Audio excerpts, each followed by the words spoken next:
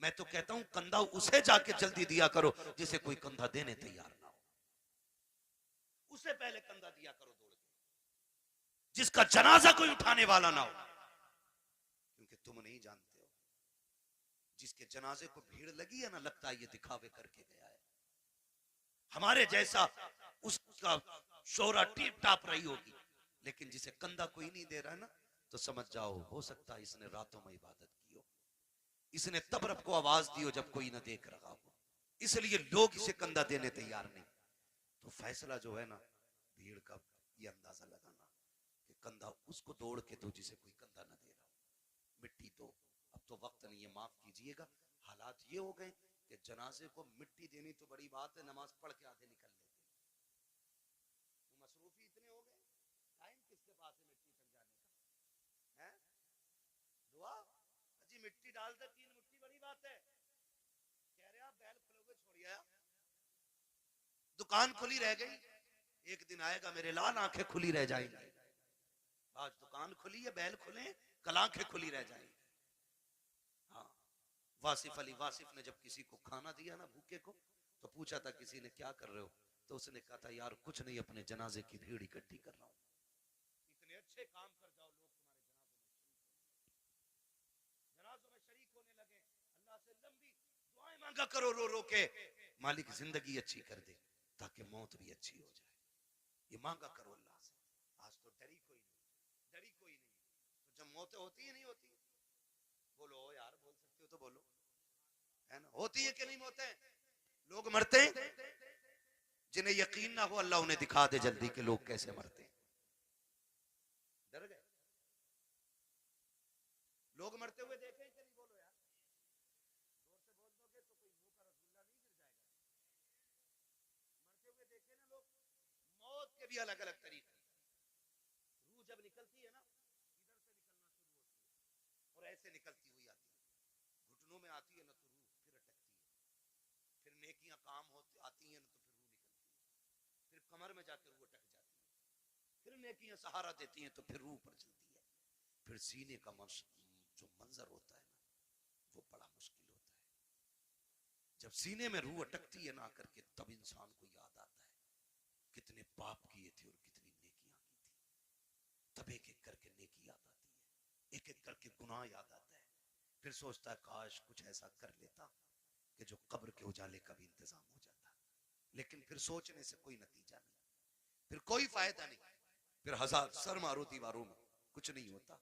हमने ऐसे भी देखे कि गले तक जब मौत आ जाती है ना, सिर्फ जबान करवटें बदलती है, जबान जो ये चल जाती है ना तड़ से, किसी पे भी चल जाती है ना एकदम से, जो एकदम से मिनट नहीं लगते, सेकंड नहीं लगते, ताड़ से ऐसा जुमला निकलता मुंह से कि सामने वाले के कलेजे के पार हो जाया करता है, तीर के दिए हुए जख्म भर जाते हैं यार, जबान के दिए हुए जख्म नहीं भरा करते हैं। जब बेटा अपने बाप से कहता है ना तेरी औकात क्या, तूने क्या किया था, तूने तो हमें से बड़ा कर दिया, ये जो संपत्ति है ना ये मेरी मेहनत की है, तो याद रखना ये जुमले बाप के कलेजे चीर देते हैं, ये जुमले माँ के कलेजे के टुकड़े टुकड़े कर देते हैं। ये जबान जो आसानी से चल गई थी ना बहनों से कि भीख लेने आ जाया करती है, तेरा है क्या इस जायदाद में, कभी ये ताने ना दिया करो, इसे संभाल के रखा करो, अगर ये गलत चल जाती है इंसान को दोज़ख में पहुंचा देती है, अगर ये सलामती से चलती है तो बंदे को जन्नत तक पहुंचा दिया। नारे तकबीर, नारे रिसालत। मैं बस चंद बातें कर ले रहा हूँ, खुदा जबान सही करें, जबान सही करें, इसे संभाल के बोला करें, जबान संभाल के बोला करें, तड़ से किसी को गाली ना दे, ऐसा जुमला ना बोले कि किसी के कलेजे के पार हो जाए, वरना याद रख ये कब्र पे खड़े होकर जो बेटा कहता है ना बाद में मेरे अब्बा को किसी को मेरे अब्बा से तकलीफ पहुंची हो तो माफी मैं मांग रहा हूँ, आज इसकी माफी से कुछ नहीं होना है, कुछ नहीं होना, मेरे अब्बा पे किसी का कुछ हो तो ले लेना। ये वो बेटा कह रहा है जो बाप की कब्जा की हुई आधा बीघा जमीन पे एक्स्ट्रा खुद भी हल चला रहा है, खाली कब्र पे होकर खड़े होकर सफाई दे रहा, सफाई अगर इसके मन में देने की होती ना, पहले वो वाली बात के आता जो अब्बा ने हराम की छीनी थी। अब्बा ने सगे भाई की 5 बीस से फालतू जोत रखी है और बेटे को पता ये कब्जा किया हमने, पहले वो निकाल के दे जो अब्बा ने हराम की ली थी, बेटे से को वाली देखे ना ये तो अब्बा ही हिसाब देंगे, तो कब्र पे खड़े होकर अच्छा ना बना, अब सांस बंद हो गई, रजिस्टर बंद, अब तो कब्र जाने और कब्र वाला जाने। अब आया है ना अंदर, जमीन कहेगी आज तेल निकालूंगी, तूने मेरी खातिर अपने अपने सगे भाई को कचहरियों में घसीटा, मेरी खातिर तूने फला रिश्तेदार को जलील किया, आ तुझे तेरी औकात दिखाऊं। जब रगड़ेगी ना तो सुरमा बना देगी, सुरमा, कोई बचाने वाला नहीं होगा। तुम तो इस खुशी में बेखुशी में ये भूले बैठे हो कि तीजा हो गया है, बंदा जन्नत में पहुंच गया होगा, 40वां हो गया जन्नत में पहुंच गया। हुकूकुल इबाद का मामला इतना सख्त है मेरे अजीज, तुम एक नहीं, सैकड़ों नहीं, हजारों तीजे 40वें करा लो। अगर किसी भाई का हक लेके जा रहे हो, अल्लाह उस वक्त तक जन्नत नहीं देगा जब तक एक भाई का तुमसे हिसाब बराबर नहीं करा।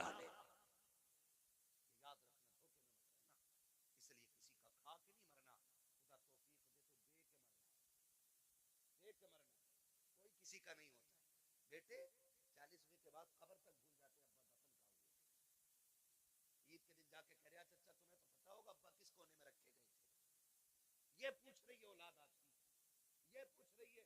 आज के दौर में अगर कब्रों को निशान भूल गए हम, तो क्या लगता है आने वाली नस्लों को हमारी कब्रें याद रहेंगे?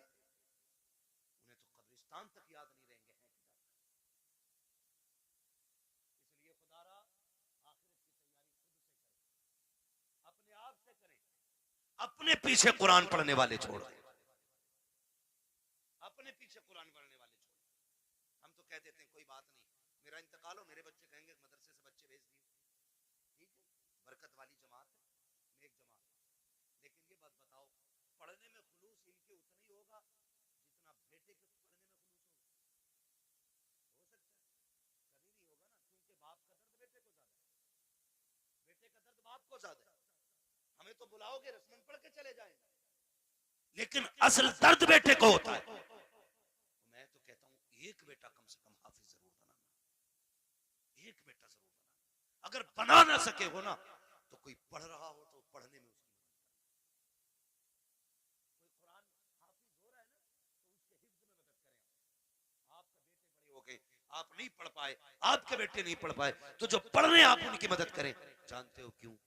क्योंकि जहां भी ये पढ़ने वाला कुरान पढ़ेगा, अल्लाह एक एक हर्फ के बदले में 10-10 नेकियां तेरी कब्र में भी नाजिल फरमाता रहेगा। इतना बड़ा इंतजाम, इतना बड़ा इंतजाम। मैं अर्ज करूंगा खुदारा पढ़ने वालों से और पढ़ाने वालों से आपसे गुजारिश है, जब आपके बच्चे हाफिज हो जाए ना, तो फिर उनसे कह देना हमने तुझे कुरान के लिए छोड़ रखा है, कुरान के लिए तुझे छोड़ सकता है और कुरान तेरे लिए है। पूरी जिंदगी तुझे कुरान पढ़ना है।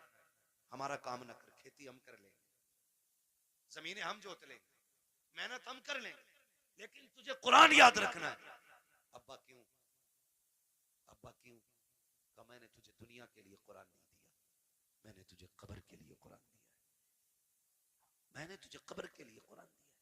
कब्र अंधेरों का घर है, बड़ी बेवफा दुनिया है। अपना बेटे को करोड़ों रुपए दे दे, मरने के बाद 50,000 नहीं देगा मस्जिद। वो ये सोचता है ये पैसा जो अब्बा का बचाना ये माले गनीमत है। भाई भाई का गला काट देते एक दूसरे का, सिर्फ 10,000 के लिए, 5,000 के लिए बंटवारे में गोली चल जाती है। क्यों? भाई बाप की दौलत थी, जिस पे झगड़ा था उसका कुछ हिस्सा उठा के खुदा की घर में दे दो। भाई वो इतना करके गया ना तुम्हारे लिए, उसके लिए भी कुछ राहत का सामान बने। लेकिन कह रहा क्यों दे, उन्हें उनके अब्बा से मिली थी, हमें हमारे अब्बा से मिली है। क्योंकि अब्बा खुद नहीं देता था मस्जिद में कभी, अब्बा ने खुद नहीं लगाया कभी दीन के लिए पैसा, तो औलाद कहां से लगाएगी? आदत डालें, अपने बच्चों के हाथ से दीन की राह में खर्च कराया करो, ताकि बच्चे देने के आदी बन जाए, देने के आदी बन जाए। मरते टाइम बंदे को 3 फिक्रें सताती हैं।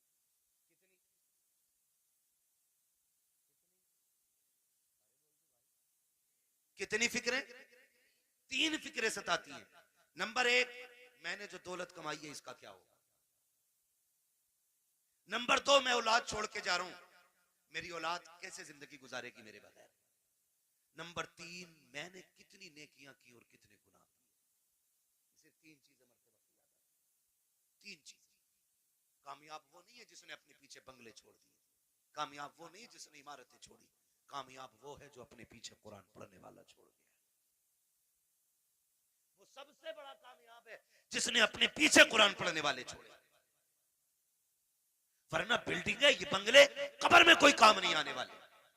मैं तो मुबारकबाद पेश करता हूं उस बाप को जिसने एक बेटे को हाफिज कुरान बनाया, मुबारकबाद पेश करता हूं। ये 500 रुपए रोज कमा सकते थे, कोई कमी नहीं है, जवानी कमा सकते थे, लेकिन उस बाप को सलाम जिसने कहा बेटे तेरे हिस्से की मजदूरी हम करेंगे, हमारे हिस्से का कुरान तुझे याद करके आना है। वो माए मुबारकबाद के मुस्तहिक हैं जिन्होंने उन बच्चों को दूध पिलाया है कि जो बदले में माँ को दूध के बदले में जन्नत का टिकट देने वाले हैं। वो बहनें मुबारकबाद के मुस्तहिक हैं जिन्होंने ऐसे भाइयों की खिदमत की है कि जो बहनों को बदले में जन्नत के जाने का रास्ता आसान करेंगे। ये मुबारकबाद के मुस्तहिक है माँ बाप। आज होता क्या है, आज जवान हो जाए बेटा और माँ बाप को दौलत का लालच पड़ जाता है। उन बापों को सलाम करता हूँ जब पूरी जिंदगी बच्चों को कुरान के नाम वक्फ कर देते हैं। और क्या मिला इनके बदले में? पूरी जिंदगी बाप मजदूरी करता रहा, कुछ भी तो नहीं मिला। बेटा कुरान पढ़ता रहा, कोई सिला नहीं मिल सका। बस किस दिन के इंतजार में, काश मैं मरूंगा तो इसका कुरान काम आएगा, ये बेटा काम आएगा। बेटों से भी गुजारिश है, सुनो भाइयों, अगर रब ने तुम्हें कुरान की दौलत दी है, बाप ने मेहनत मजदूरी करके तुम्हें कुरान का कारी बनाया है, तो मेरी बात कान खोल करके सुन लेना। जब दुनिया बाप के जनाजे में जा रही हो, तुम भी जनाजे में जा रहे होगे। लोग आखिरी तख्ता दे करके बड़ी तेजी से मिट्टी डाल के लौट आएंगे। कोई कहता कि गर्मी ज्यादा है, खड़ा नहीं हुआ जाता है। कोई कहेगा सर्दी ज्यादा है, ठंड लग रही है। ये कह के लोग पलट आएंगे। कब्र में तुम्हारा बाप अकेला रह जाएगा। तो तुम्हें खुदा का वास्ता, एक कुरान पढ़ने वालों, तुम्हें उठ के नहीं आना है। जब सारे चले जाएं, तुझे बाप की कब्र पे बैठना है और कहना है अब्बा पूरी जिंदगी तूने कुरान पढ़ाया, खुद मजदूरियां करता रहा, मेरे हिस्से के धक्के तूने खाए हैं, मेरे हिस्से की गालियां तूने सुनी है, कभी चैन से सो ना सका, रात को ओवर टाइम ड्यूटी इसलिए करता रहा ताकि मैं कुरान ठीक से पढ़ सकूं। मैं कुरान का कारी बन गया, फिर भी तुझे जरूरत मजदूरी के अड्डों पे ले जाती रही,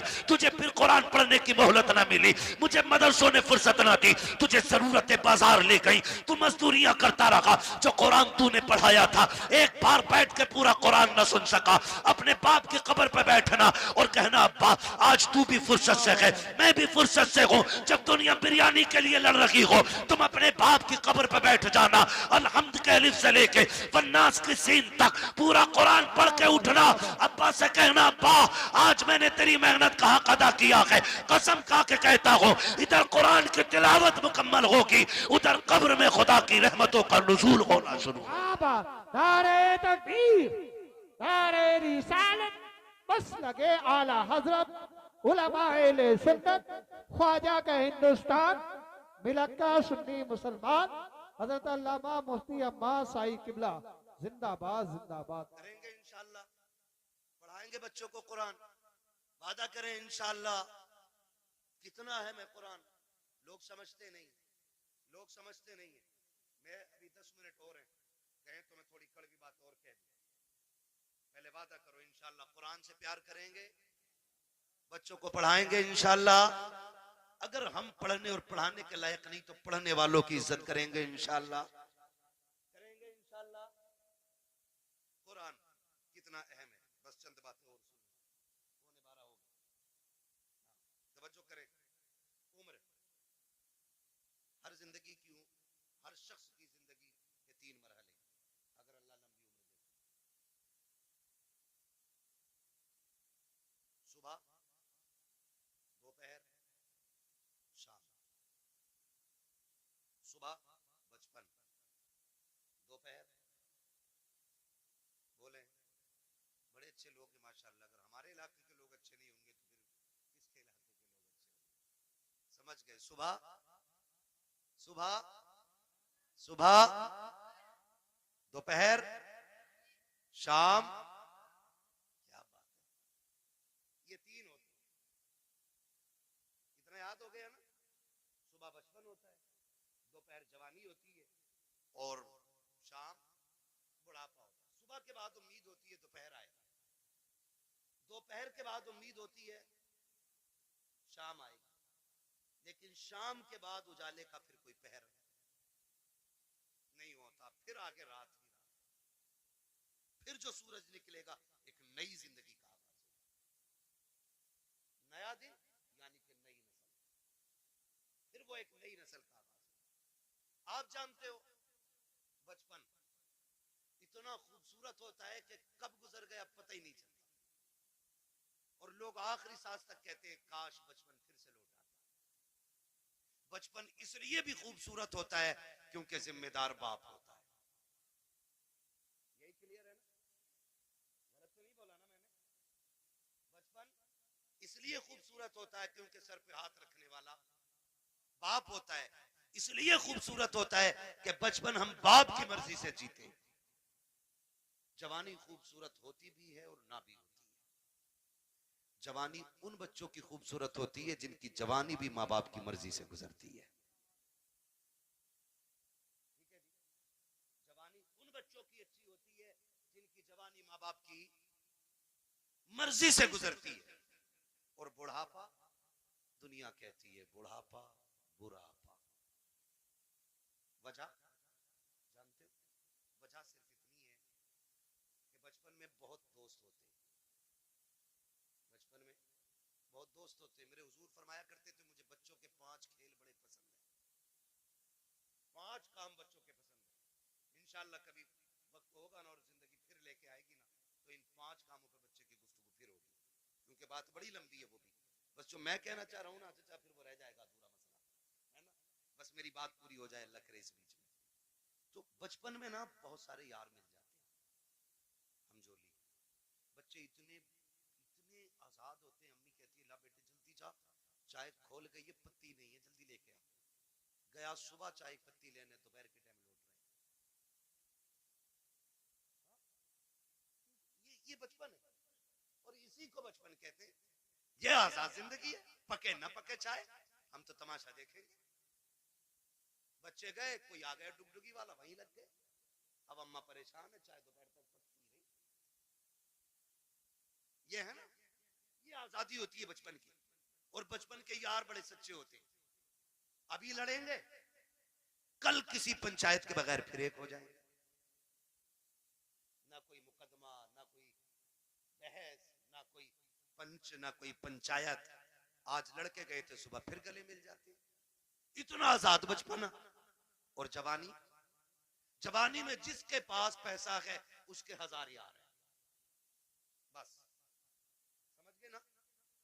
2 चीजें, वक्त और पैसा जिसके पास है ना उसके 1000 यार मिलेंगे। यानी यार उन्हीं के ज्यादा मिलेंगे जो बर्बाद हैं खुद भी और दूसरों को भी बर्बाद करेंगे। ये दूसरे लफ्ज मैंने बोले।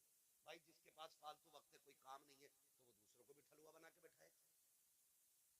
जो बंदा 4 पैसे कमाता, कहीं काम से लगता, बच्चों को हलाल रोजी खिलाता, दुकान बंद, वो भी बैठा उसके साथ। और बातें चौक में बैठेंगे, कह रहे किसकी बन रही है अब के, उसकी इतनी सीटें निकल रही है। नहीं नहीं, अब के उसकी बनवा रहे हैं हम। जिससे अपना घर नहीं चलता वो मुल्क चलाने की बात करता है। सही कह रहा हूं? ये फालतू की बातें नहीं है तो और क्या। ठलुए लोग, चाय बिगाड़ने वाले लोग चौक में बैठ के अपना भी वक्त बर्बाद करते हो, दूसरों का। खैर इधर नहीं जाना, बस इतना बताना चाहता हूँ, जवानी में भी 1000 यार हो जाते हैं। एक सबसे तन्हा उम्र आती है बुढ़ापे की, जिसमें गैर तो गैर अपने भी साथ नहीं निभाते, अपने भी साथ नहीं निभाते। सगा बाप बैठा है, सगा बाप, बेटा सुबह उठा, ड्रेस पहनी, मोबाइल हाथ में लिया, कुनमुना किया और निकल लिया। बाप मुंह देखता रह गया। रात सांस उखड़ रही थी, सुबह बेटे से दवा मंगानी थी, इसने तो मुंह तक नहीं छुआ, ये तक नहीं पूछा रात कैसी गुजरी, चला गया। फिर बाप सोचता शाम को आएगा बेटा, फिर बातें करूंगा। फिर शाम को बेटा आया तो मूड खराब था, माथे पे लकीरें थी, गुस्से में गुस्सा, जल्दी करो, जूता लाओ, पानी लाओ, ये लाओ, वो लाओ। बाप फिर डर गया, लगता है बाहर किसी ने टेंशन दे दी है। बाप फिर ठहर गया, उसने फिर मन की बात न कही। इसी हाल में महीने बीत जाते हैं, 2 बातें बाप बेटे से नहीं कह पाता। तुमसे हाथ जोड़ के गुजारिश करता हूं, तुम बच्चों को वक्त दो, हक है उनका, बीवी को वक्त दो, हक है उनका। रोज 10-5 मिनट माँ बाप को दे लिया करो। तुमसे वो कुछ नहीं मांगते बदले में, सिर्फ रोज शाम में बैठ के ये पूछ लो, अब्बा बता आज खाना खाया था? वो कहे खाया था। पूछ क्या खाया, अच्छा लगा कि नहीं लगा। ये पूरी जिंदगी हमसे कहते रहे, बेटे बता तुझे क्या पसंद है? बाप की मर्जी मछली की थी, हमने कहा नहीं आज हमें तो बिरयानी खानी है। बाप ने अपना फैसला कैंसिल किया कि बेटे की पसंद की बिरयानी बनाई जाए। बाप चाहता था बिरयानी बने, हमने कहा कोरमा खाना है। बाप ने अपनी पसंद कुर्बान की, कहा बेटे के लिए कोरमा बनाओ। आज जब बाप बूढ़ा होकर के बैठ गया है, बेटा क्यों नहीं पूछता है अब्बा बता तेरी पसंद क्या है? आज वो बनेगा जो तू चाहेगा, आज वो बनेगा जो तू कहेगा, आज वो बनेगा जो तेरी पसंद होगी। कसम खा के कहता हूं, खाने ऐसे बनवाया करो, तुम्हारा मालिक इतनी दौलत नहीं देगा जितना तुम्हारा खुदा इन जुमलों से तुम्हें बरकतें अता। वाह बाबा, सुभान अल्लाह, सुभान अल्लाह, जिंदाबाद जिंदाबाद। बीवी बच्चों की मर्जी से रोज खाना बनता है, हफ्ते में एक दिन बाप की मर्जी से बनता है। एक दिन बूढ़ी माँ को कहो अम्मा घर की मलिका तू ही है ना, आज खाना तेरी मर्जी से बनेगा, बता क्या चाहिए, बता क्या चाहिए। बस इतना पूछना माँ बाप से, और क्या तुम्हारे गुर्दे फेफड़े मांग रहे हो? बताओ तुम्हारा दिल मांग रहे हो? ये इतने गनी लोग होते हैं यार, अपना दिल दे के औलाद का दिल बचाने की कोशिश करते हैं। मैं नहीं जानता वो बात सही थी कि गलत थी, लेकिन इतना मैंने मोतबर लोगों को भी वो बयान करते सुना कि किसी लड़की ने अपने महबूब से कहा मुझे तेरी माँ का दिल चाहिए, और उसने जाके माँ का दिल निकाल लिया, लेके गया महबूबा के पास, कहा ले तूने दिल मांगा था, ले आया हूं। उसने ठुकरा दिया ये कह करके जब तू माँ का ना हो सका तो मेरा क्या होगा, मेरा क्या होगा। अल्लाह अकबर। जब इतना सुना गिरा, खड़े से गिर गया, खड़े से गिरा, माँ के दिल से आवाज आई मेरे लाल चोट तो नहीं लग गई? ये तो जान दे के भी तुम्हें बचाना चाहते हैं। तुमसे किसने कह दिया तुम्हारा दिल मांग रहे हैं? तुमसे किसने कह दिया ये फेफड़े गुर्दे मांगेंगे? सिर्फ 3 मिनट जिंदगी की दे दो इन्हें, 10 मिनट दे दो इन्हें, इनके पास बैठ जाया करो, इनसे बात कर लिया करो, बात कर लिया करो। नहीं जानते हम लोग, हम नहीं जानते हैं। मैं डॉक्टर साहब बैठे हुए, डॉक्टर इसराइल साहब, पूरी जिम्मेदारी के साथ कह रहा हूँ, कसम खुदा की, कभी कभी बड़ी बड़ी ताकतवर बोतलें वो काम नहीं करती है जो बेटे के 2 मीठे बोल बाप को ताकत दे जाया करते हैं। बैठा करो इनके पास, इन्हें वक्त दिया करो। आज ये बूढ़े हो गए, आज ये चाहते हैं कोई हमसे 2 बातें कर ले। मैंने कितने माँ बाप को दीवारों से बातें करते देखा है, दीवारों से। कई माएं झूले लेके बच्चों के बैठ गई है बुढ़ापे में, उसी को हिला रही है। बेटा किधर है? का दुबई में। बेटा किधर है? मुंबई में। बहू कहां? बच्चों को लेके गई है। फिर इसका क्या कर रही है? कहीं से देखती हूँ बचपन याद आता है, बेटे से बात करने को जी चाहता, झूला हिला के इससे बात करती हूँ। ये दिन देखने थे माँ बाप को जिन्होंने जिंदगी हमारे नाम कर दी। आज उनके लिए हमारे पास 5 मिनट का वक्त नहीं है। क्या करोगे ऐसी दौलत का यार? अगर माँ बाप को खो के दौलत मिल भी गई तो कोड़ियों की नहीं है दौलत। इसलिए दौलत तो कभी भी हासिल की जा सकती है, माँ बाप दोबारा नहीं मिल सकते। आज हैं तो कदर कर लो, कल नहीं होंगे तो रोगे, फिर मांगोगे, चीखोगे, कब्रिस्तान जाओगे, मिट्टी के सिवा तुम्हें कुछ नजर नहीं आएगा। वहां वही मिट्टी जिसे तुम डाल के आए थे, वहां कुछ नहीं मिलेगा तुम्हें। आज है, इज्जत करो इनकी, वक्त दिया करो। झूलों से माएं बातें करती है बेटों की, ये दिन देती है औलाद ने। बीवी के पल्लू में ऐसा खुशबू में डूब गया जाकर के कि माँ की आहें याद नहीं रही। वो बूढ़ा बाप तो रातों रात जाग के हमें सुलाता था, आज उसके लिए हमारे पास 5 मिनट नहीं। वो पानी मांगता है, पानी देने तैयार नहीं। कई अमीर कहते जी मैंने तो नौकर लगा दिया। नौकर उतनी खिदमत कर लेगा जितनी तू कर लेगा। ओ भाई, नौकर के मुंह धुलाने में और बेटे के मुंह धुलाने में जमीन और आसमान का फर्क होता है। तुमने कहावत नहीं सुनी, अपना मारे छांव में डाले, पराया मारे धूप में डाले। अपने तो जख्म भी फूंक फूंक के साफ करते, और परायों पे क्या फर्क पड़ता है, वो तेजाब छिड़के या नमक। कभी ये ना करना, माँ बाप की खिदमत के लिए कभी नौकर ना रखना। अगर कुछ चाहता है ना तो उनकी खिदमत में खुद नौकर बन के रुक जाना, खुद नौकर बन के लग जाओ। इसलिए कि इनकी नौकरी तुम्हें दुनिया में भी आला मकाम देगी और आखिरत में भी आला मकाम देगी। इसलिए ये माँ बाप की नौकरी है, माँ बाप की नौकरी है। ऑफिस के आगे हाथ बांध के इसलिए खड़े रहते हो, मालिक के आगे इसलिए ऊंची आवाज में नहीं बोलते हो कि बोनस कट जाएगा। मालिक की पहली घंटी पे इसलिए दौड़ आते हो कि ड्यूटी छूट जाएगी। माँ बाप की पहली आवाज पे क्यों नहीं आते हो? इनकी आवाज पे पहले दौड़ के आ जाया करो, वरना जन्नत हाथ से चली जाएगी, जन्नत चली जाएगी। अगर वो 2 टुकड़े देता है ना तो ये जन्नत के मालिक बने बैठे। जन्नत लेनी है तो इनके इशारों पे कूदना पड़ेगा, इनके इशारों पे बोलना पड़ेगा। आज बूढ़े माँ बाप के लिए वक्त नहीं, इन्हें वक्त दिया करो। बड़ी कीमती दौलत है ये अल्लाह की। ये बिस्तर पे भी पड़े ना तो बड़े काम के। कह रहा दुआ कर दो मिट्टी प्यारी अल्लाह को हो जाए अब्बा की। कहा क्यों, अब तो कब बिस्तर पे ही पेशाब पखाना कर रहे हैं। मैंने कहा ये तेरी खुशनसीबी है कि बाप की खिदमत का मौका मिला है। तू नहीं जानता है इनकी गंदगियां तू उठाएगा, अल्लाह तुझको बुलंदियों के ताज अता फरमाता चला जाएगा। नहीं समझते लोग इन चीजों को, नहीं समझते। बड़े खुशनसीब है जो माँ बाप की खिदमत करते हैं, उनकी खिदमत करके ना बड़े बन जाते हैं। इन्हें वक्त दिया करो। मैं आपसे कहना चाहता हूँ सबसे मुश्किल दौर बुढ़ापे का आता है। कौन सा दौर आता है?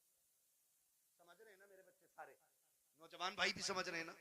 सबसे मुश्किल वक्त बुढ़ापे का आता है। ये बच्चे बैठे हैं छोटे छोटे, ईद से पहले देखना बाप लेके जाए या माँ मार्केट लेके जाए, ले जाके ना ये नहीं कहते ये वाला पैक कर दो, माँ बैठा लेती है बेटे को ऊपर, खुद बैठती है नीचे और जूते 10 तरह के निकलवाती है, वो अपने हाथ से निकालती है पहनाती है, निकालती है पहनाती है, बार बार कहती नहीं नहीं मेरे बेटे के पैर में अच्छा नहीं लग रहा, मेरे बेटे के पैर में अच्छा नहीं लग रहा।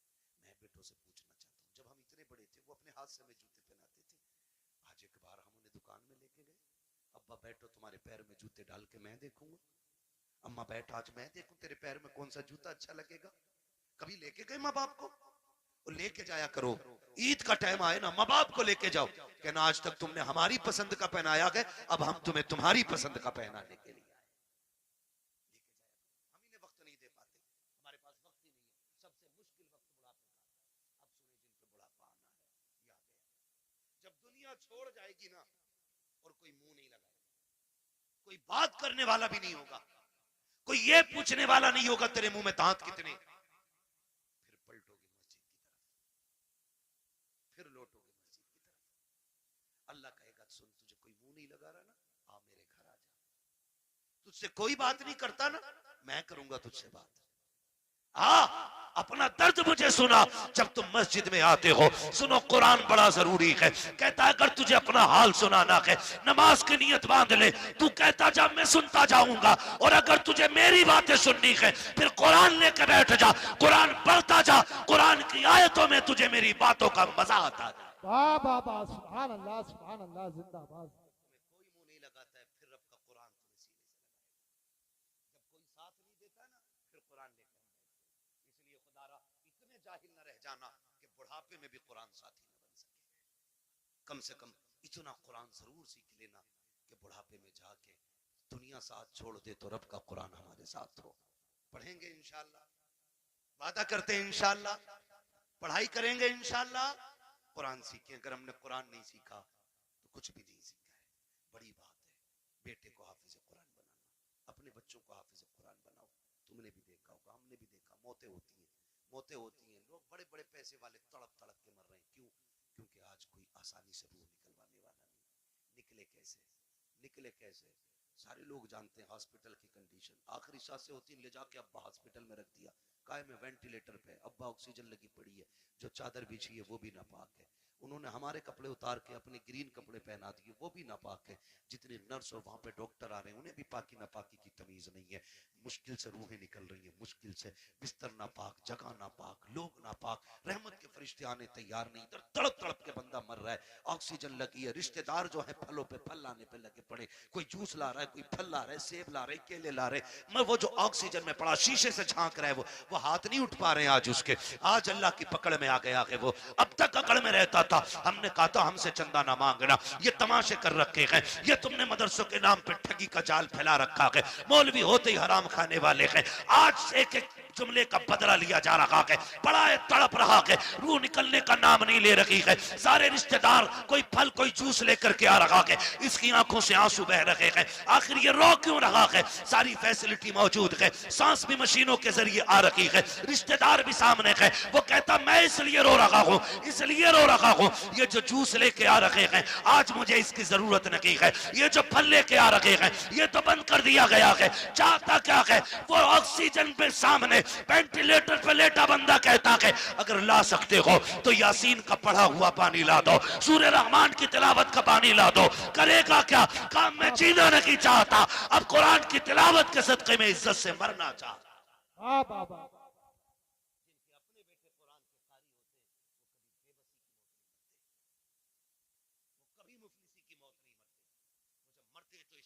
जाते हैं, इधर तिलावत होती है, उधर रूह जन्नत की तरफ निकल के जाती है। एहसान है इन उलमा का कि ये हमारे बच्चों को पढ़ा रहे और हमें दीन दे रहे हैं। मैं तो दावे के साथ कहता हूँ इस बात को, हमारे हाफिज बन जाए तो बंदा 1000 रुपए देख कहता मैंने बहुत दे दिए इमाम मौलाना को। 1000 रुपए एक जोड़ा उनकी बहू को दिया था, एक जोड़ा उन्हें दिया था। सुन भाई, कान खोल के सुन, और मैल हो तो साफ कर ले। 1000 नहीं, 10 लाख नहीं, 50 लाख नहीं, ये जो खाल है ना तेरे बदन की, अगर ये उतार के ना इसका जूता बना के अपने बेटे के उस्ताद को भी पहनाए ना, तो तब भी उस एहसान का बदला पूरा नहीं होगा जो तेरे बेटे को इन्होंने हाफिज कुरान बना के तुझ पे एहसान कर दिया है। इतनी बड़ी दौलत, इतनी बड़ी दौलत, यूं ही कोई कुरान नहीं पढ़ जाता, मेहनतें लगती हैं, रत जगह लगते हैं इसमें, आधी आधी रात से उठ के कुरान पढ़ना और पढ़ाना पड़ता है। हाँ, इसलिए मेरे भाई, कुरान से भी प्यार करो, साहिब कुरान से भी प्यार करो, और वादा करो ये मेले तमाशों में पैसा नहीं लगाओगे, फालतू के हराम कामों में पैसा नहीं लगाओगे। अल्लाह तौफीक देगा तो इस पैसे को मुट्ठी बंद करके कुरान पढ़ने वालों पे लगाया जाए, लगाएंगे इंशाअल्लाह। नौजवानों से मेरी गुजारिश है, अक्सर कमाने वाले जाने वाले लोग हादसे रोडों पे हो रहे हैं, चलते फिरते मौतें हो रही हैं, माफ कीजिएगा, चलते फिरते मौतें हो रही हैं, पता नहीं चलता कब किसकी मौत की खबर आ जाए। घर से नए कपड़े सूट बूट पहन के निकला, थोड़ी देर में खबर आती है कि उसका भेजा फट गया, खत्म हो गया। नए कपड़े पहन के गया तो सफेद कपड़े में लिपट के सिल के आ रहा है, क्या हो रहा है? ये सब मौत है, मौत, मौत है, मौत, मौत आ रही है कदम कदम पे। कोई गया एक्सीडेंट हुआ, टांग टूट गई, किसी का हाथ टूट गया, कोई फट गया, पता ही नहीं चलता कब कहाँ क्या हो जाए। खुदा आपसे गुजारिश है, अपने पीछे कुछ लोगों की दुआएं शामिल रखा करो, दुआएं शामिल रखा करो। ये बात मैं अक्सर बताता हूँ, और मैंने जब से सुनी है ना ये बात, मुझे आज तक ऐसे याद है जैसे अभी मुझसे कोई कह रहा है। एक नौजवान ने मुझे फोन किया, उसने कहा था हज़रत जी बड़ा रब का करम हो गया, रात गाड़ी चलाते चलाते ना मेरी आंख लग गई, कह रहा 2 किलोमीटर तक गाड़ी ऐसे ही चल गई और शुक्र देखो गाड़ी पलटी नहीं। मैंने कहा करम है रब का। कहने लगा तजर्बा भी बहुत है मुझे, मैं नींद में मेरे हाथ सीधे रहे। मैंने कहा नादान, मैंने कहा कोई नेकी करता है? कहा हाँ। मैंने कहा कौन सा नेक काम करता? कहा जब चक्कर से वापस आता हूँ ना तो मदरसे के बच्चों को जाके ना 1% अपनी कमाई का जाके देता हूँ, मदरसे में दे के आता हूँ। मैंने कहा सीधी बात सुन ले, न तेरे हाथों ने बचाया न तजर्बे ने बचाया, तू सो गया था, कुरान वालों की दुआएं तुझे बचा के ले गई थी। अल्लाह सुभान अल्लाह।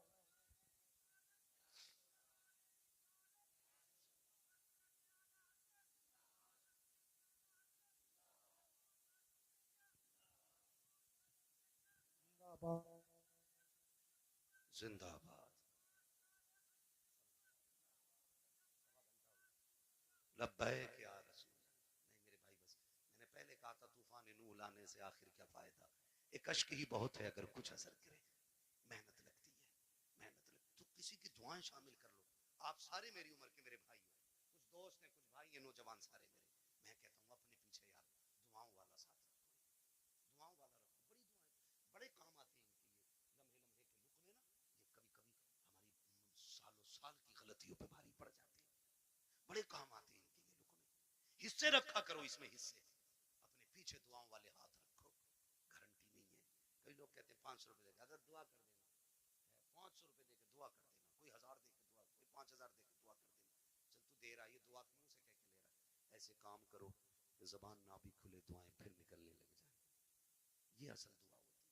कहा कह के कराई तो क्या कराई है? ऐसे काम कर जाओ कि खुद दुआ दिल से निकल जाए, वो दुआ असर रखती है। कहा था दिल से जो बात निकलती है असर रखती है, पर नहीं ताकत परवाज मगर रखती है। ऐसे काम कर जाओ कि दुआएं दिल से निकले। फिर मुझे वो बात याद आ गई, फिर मैं वो बच्चे की बात दोहराऊंगा।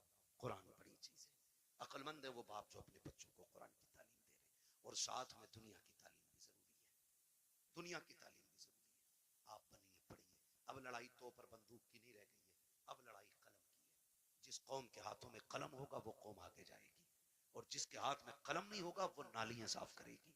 ये याद रखिएगा, फैसला तुम्हें करना है, कुर्सी पे बैठ के हुकूमत करनी है या जूतियां उठा के तुम्हें नालियां साफ करनी है, ये फैसला आपको करना है। हमें अपने बच्चों की तालीम पे गौर करना है। हम 10वीं तक पढ़ा के कहते हैं जी बहुत पढ़ा लिया अब दुकान चलाने का, 11वीं तक पढ़ा कहते हैं बहुत पढ़ा लिया दुकान चलाने का, सिर्फ दुकानें चलवानी है। हम तो समझते हैं कि ये हमारे मुल्क की तकदीर बने और तुम सिर्फ दुकानदार बनाना चाहते हो। नहीं, अगर फाके रहना भी पड़े फाके कर लो, बच्चों को तालीम दो। मारेरा शरीफ का एक नारा है, आधी रोटी खाएंगे, बच्चों को पढ़ाएंगे। ये हर शख्स लाजिम कर ले। हम फटे कपड़े पहनेंगे लेकिन बेटे के कंधे पे स्टार लगवा के दिखाएंगे। हम फाके से रखेंगे लेकिन बेटे के सिग्नेचर में जोर पैदा करेंगे। हम फाके करेंगे लेकिन बेटे का कद ऊंचा देखना चाहते हैं। याद रखो, जब खानदान का एक बेटा बड़ा होता है, सिर्फ एक बड़ा नहीं बल्कि पूरा का पूरा खानदान ऊंचा नजर आया। वाह वाह वाह, सुभान अल्लाह जिंदाबाद। पढ़ेंगे इंशाल्लाह, पढ़ेंगे इंशाल्लाह। ये जो चंदे करते हो ना कव्वालियों के लिए, चंदा बंद नहीं करना है, कव्वाली बंद करनी है। उस चंदे को उठा करके ना अपनी कौम की बच्चियों के लिए बेहतर इंग्लिश मीडियम स्कूल बनाओ। और ऐसा होना चाहिए जिसमें पढ़ने वाली भी बेटी हो और पढ़ाने वाली भी बेटी हो। इसी चंदे को उठा के, आपसे अलग से नहीं मांग रहा हूं, अलग से नहीं मांग रहा हूं, आप इसी चंदे को उठा के जो कव्वालियों में लुटाते हो, उड़ाते हो और जो देते हो, सिर्फ इतना उठा करके स्कूल बनाओ जिसमें पढ़ने वाली भी बेटी हो और पढ़ाने वाली भी बेटी हो। खुदा की कसम, फिर हॉस्पिटलों में तेरी मेरी बेटी को बेपर्दा नहीं किया जाएगा। अगर इलाज के लिए मरियम आएगी ना, तो फिर डॉक्टर बन के फातिमा नजर आएगी। मैं न्यूज देख रहा था, कोई पुलिस उसका जेल का कोई जेलर है, जो मुस्लिम लड़कियों को जो जेल में बंद है, उनको रात को उठवा के अपने कमरे में बुलवाता है। ये हमारी कौम का मुकद्दर रह गया और हम कुछ भी नहीं कर पा रहे। क्यों? क्योंकि तुम किसी गिनती में नहीं हो। अगर हो तो ताबीज की दुकानों पे तुम, डोरी की दुकानों पे तुम, चादरों की दुकानों पे तुम, फूलों की दुकानों पे तुम, मुजाबिरों में तुम, जाकर के देखो तमाशाइयों में तुम। अगर नहीं हो तो कामयाबी की जगह तुम नहीं।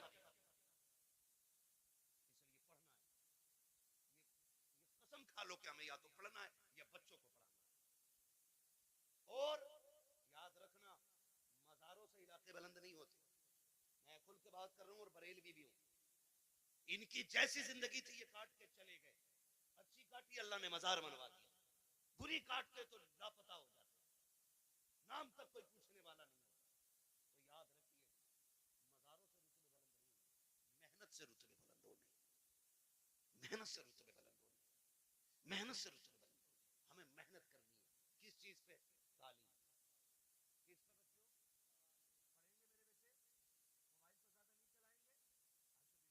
फिलहाल सुन लो तुम भी, छोटे छोटे बच्चों से गुजारिश करूंगा, अगर आप 10-11 बजे मोबाइल चलाओगे ना, तो एक तो 40 साल में जाके अंधे हो जाओगे, दूसरे कान खराब हो जाएंगे, और तीसरे शादी के बाद तुम्हारी बीवी बच्चों का पेट भीख मांग के पलेगा। ये तुम याद रखना। अगर चाहते हो अच्छे कपड़े पहनो, अच्छी गाड़ियां हो, इज्जत की जिंदगी हो, तो मोबाइल फेंक दो, कलम पे जोर दो, तालीम पे जोर दो, किताबें पढ़ो। आज मेहनत कर लो, कल लैपटॉप कंप्यूटर तुम्हारे कदमों में पड़ेगा। सुभान अल्लाह बेशक। पढ़ेंगे इंशाल्लाह। नौजवानों से गुजारिश है, ये जो पबजी की बला आ गई है ना, पबजी और फ्री फोर क्या है, फ्री फायर, ये इससे निकल जाओ, वरना तुमसे बड़े पागल पूरी कौम में कहीं नजर नहीं आएंगे। पागल नहीं है ये लोग जो अकेला बैठा बैठा कर रहा मार मार मार। इनसे बड़ा पागल कौन होगा भाई? इनसे बड़ा गधा कौन होगा? क्या मिला तुझे? ना दुनिया बनी ना आखिरत बनी। तेरे घर में चूहे बराबर अजान देते रहे और तू पबजी पे लगा रहा, तू फ्री फायर पे लगा रहा। खुदा तौफीक दे, हलाल रोजी पे लगो, बच्चों को कामयाब बनाओ। जिन लोगों की रोजी हलाल होती है उनके बच्चे बड़े कामयाब हुआ करते हैं, ये भी याद रखिएगा। पढ़ेंगे इंशाल्लाह।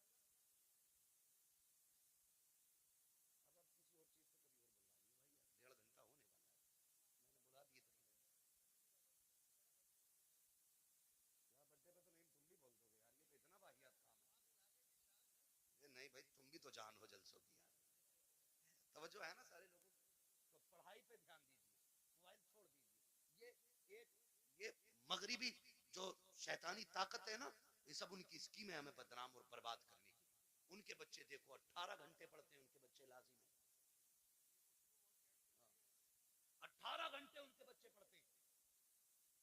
ईसाइयों का उसूल है 90 साल का भी होगा तो 18 घंटे पढ़ना लाजिम है, क्योंकि उन्हें एक अच्छी नस्ल देनी है। वो मुट्ठी भर नहीं, गिनती भर है, लेकिन दुनिया को मोहताज बना रखा उन्होंने। पानी उनका पी रहे हो तुम, साबुन उनके यूज कर रहे हो तुम हैं, और फास्ट फूड उनके खा रहे हो आप, दवाइयां उनकी हैं आपके पास, आपका क्या है? हमारे पास सिर्फ फ्री फायर है।